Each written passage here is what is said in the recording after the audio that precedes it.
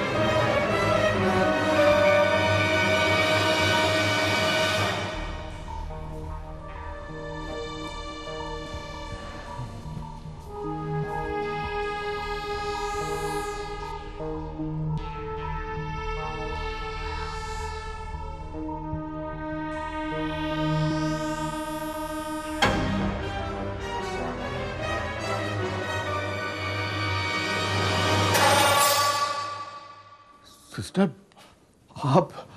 आपने तो मुझे डरा ही दिया। सिस्टर, मैंने यहाँ किसी की परछाई देखी। परछाई? हाँ, एक साया था। किसका साया? मालूम नहीं, किसी औरत का साया था। रात में हॉरर स्टोरी सुनाकर डराता है?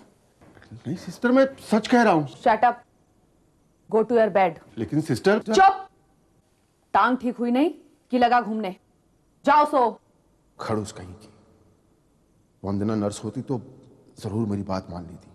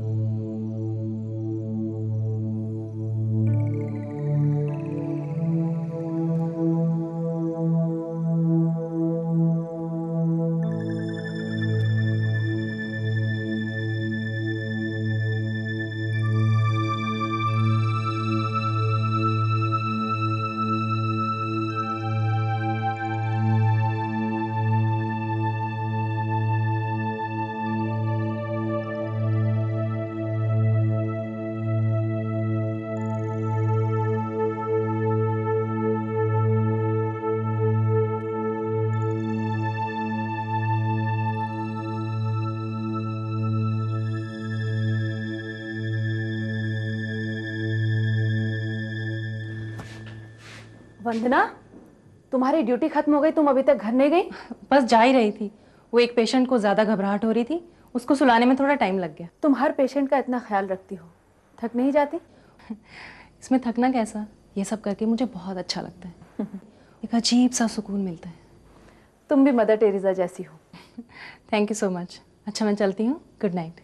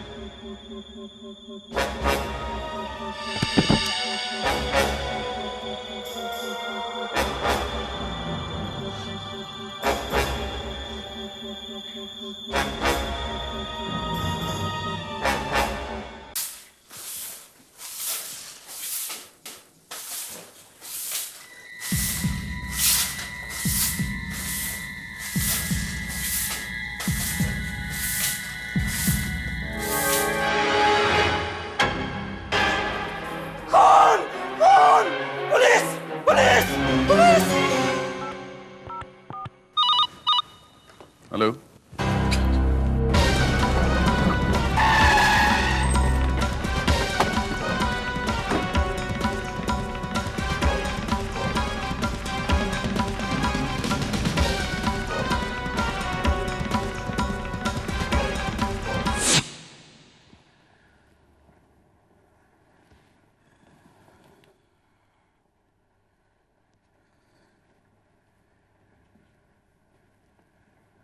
ये ऑपरेशन वगैरह के लिए यूज किया जाता है ना? जी हाँ। NH लिखा है इस पे, NH। जी हाँ। नेशनल हॉस्पिटल, इसी हॉस्पिटल का है। जी बिल्कुल। आपको किसी पे कोई शक? शक नहीं इंस्पेक्टर, कोई शक नहीं। इनकी किसी के साथ किसी तरह की कोई दुश्मनी, कोई टकराव, hassles? Not in my knowledge. Inspector साहब, जी। रात को एक पेशेंट ने करीब 3 बजे बाहर कॉरिडोर में किसी को देखा था। किसे देखा? वो तो उसको भी नहीं मालूम, कह रहा था कि किसी औरत की शैडो है। औरत की शैडो? सर, चाकू पर कोई फिंगरप्रिंट नहीं। लाश को पोस्टमार्टम के लिए भेज दो। किस पेशेंट की बात कर रही हैं आप? वार्ड नंबर 6 में एक पेशेंट है, मुरली व्यास।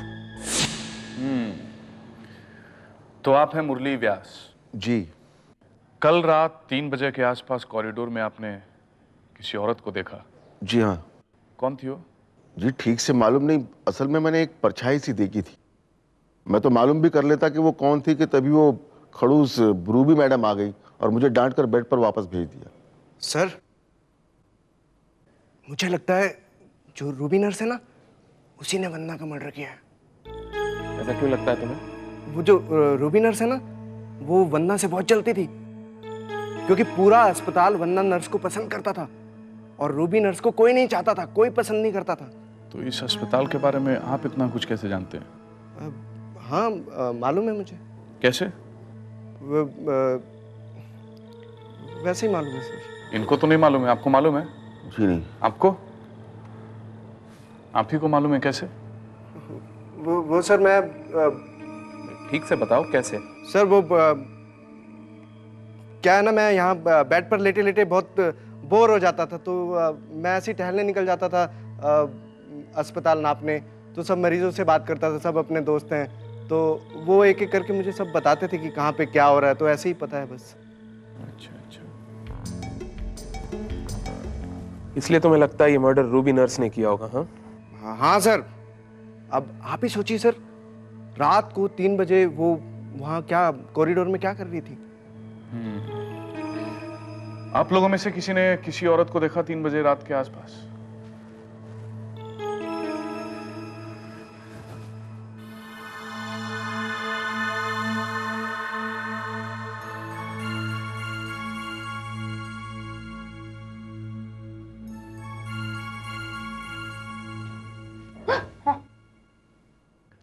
इस तरह से छुप कर क्या देख रही हैं आप? कुछ नहीं, I am sorry. Excuse me ma'am, मैंने पूछा इस तरह से छुप कर आप यहाँ क्या देख रही थी? जी कुछ नहीं, मैं तो आपसे ये पूछने वाली थी कि अगर आपका टाइम खत्म हो गया हो तो मैं दवाई लाकर मरीजों को दे दूं। नो, लगता है आप कुछ और कहना चाहती हैं। हाँ इंस्पेक्टर साहब, बात दरअसल ये है कि क्या? एक्चुअली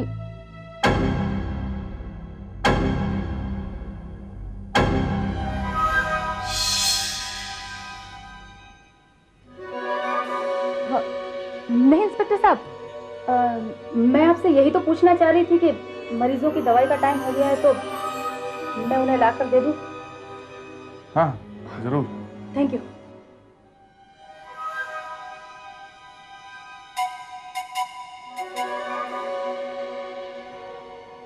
कुछ पता चला इंस्पेक्टर? नहीं डॉक्टर, अभी तक तो कुछ पता नहीं चल पाया है। क्या आपने वंदना के फैमिली को इन्फॉर्म कर दिया?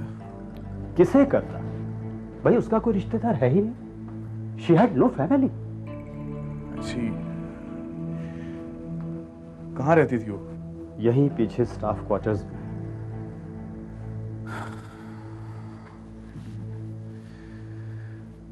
मैं उसके क्वार्टर की तलाशी लेना चाहूंगा। जी हाँ, श्योर।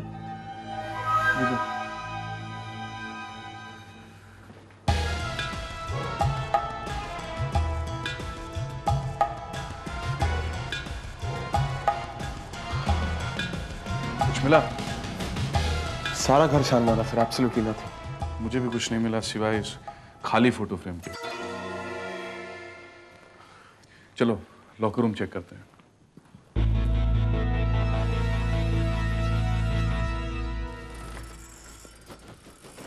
लॉकर तो खाली है। Shit. कल रात जो स्टाफ नाइट ड्यूटी पे थे, हमें उनसे पूछताछ करनी होगी। Let's go.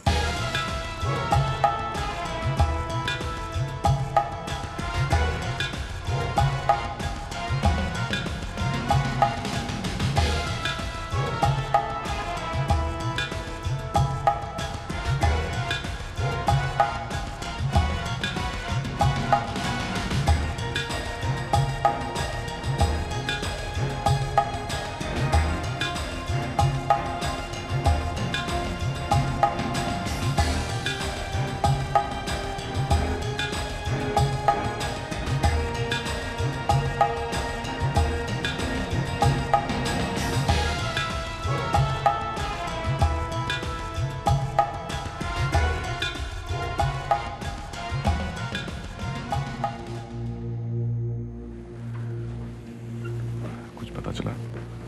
कुछ भी नहीं। Okay. Let's wait for the postmortem report to come.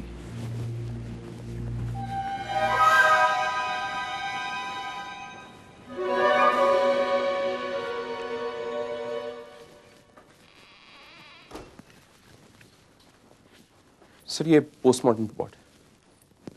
खून सुबह तकरीबन 3 और 3:30 के बीच हुआ है और शरीर के किसी और हिस्से पर कोई मार या चोट के निशान नहीं, विच मीन्स मरने वाले की तरफ से कोई स्ट्रगल नहीं हुआ है। चाकू से जोर का वार किया गया, वो भी सिर्फ एक बार। और सर उस पेशेंट मुरली व्यास ने तकरीबन 3 बजे किसी औरत के साय को देखा था और खून भी करीब उसी समय हुआ है।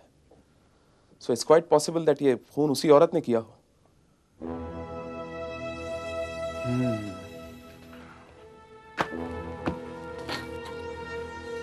चाकू से एक ही वार हुआ है, वो भी बहुत फोर्स के साथ। इसका मतलब यह हुआ कि कातिल फिजिकली स्ट्रांग है।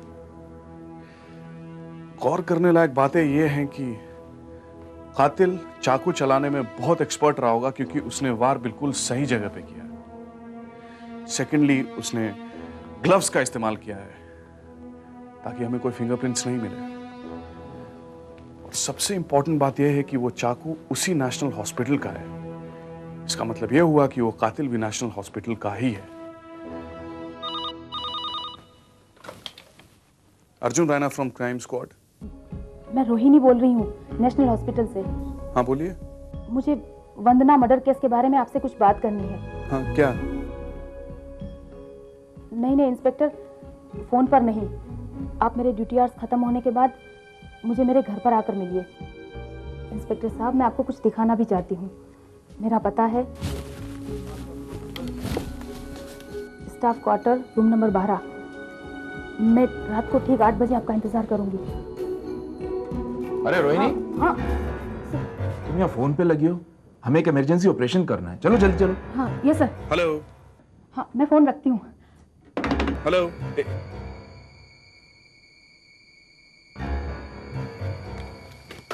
क्या हुआ सर? किसका फोन था? किसी रोहिणी का, नेशनल हॉस्पिटल से। वो वंदना के मर्डर के बारे में कुछ बता रही थी। वंदना के मर्डर के बारे में? हाँ, लेकिन उसने ड्यूटी आवर्स के बाद बुलाया है, 8 बजे के करीब। Arjun Raina from crime squad. Hello hello.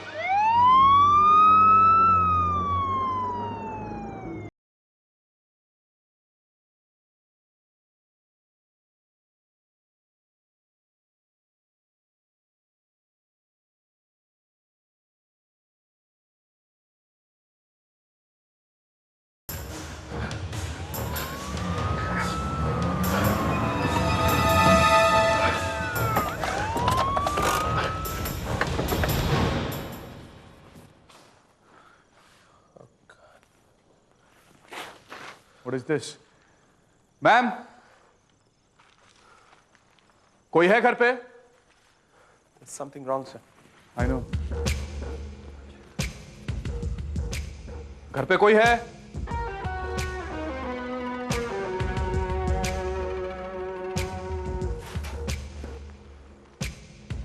Rohini, Rohini.